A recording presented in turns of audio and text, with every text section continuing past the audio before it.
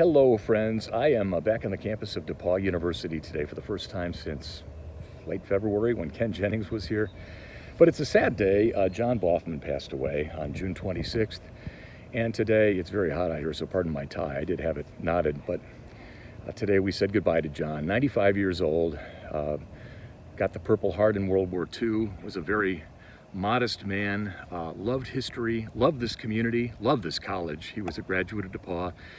His academics were interrupted by World War II.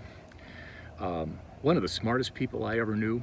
I never had John in class, but I became a really good friend of his later, and came to really admire his love of the place and the way he'd collected its history. The Pictorial History of DePauw was created by John. And anyway, we just say goodbye to an American hero, one of the great sons of DePauw, probably the university's greatest champion.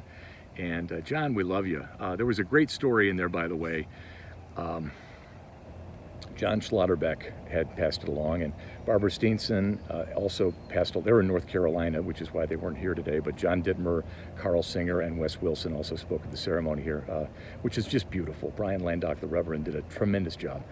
But there was a great anecdote that John Schlotterbeck passed along that really sums up John Baughman. And I was in the room when this happened. We, 4 years ago, hired, I can say it now because I don't work there, a nut job consultant group to come in and tell us what DePauw is. And of course, all you got to do is have lunch with John, and you'll know.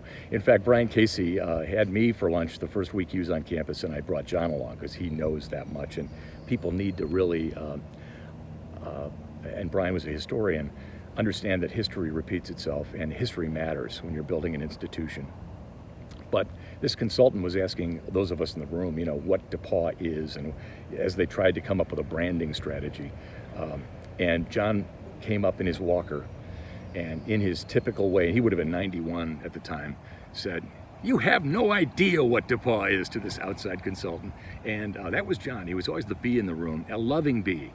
He cared about things, and he really wanted people to embrace the best of things, but to never take them for granted, and to always work to preserve and make them better. So a salute to John Baughman, a great professor as we look back toward the academic quad. And this is, again, my first time on campus in 4 months, 5 months, very emotional, but love to my DePauw friends, and think of John today. He's a good man.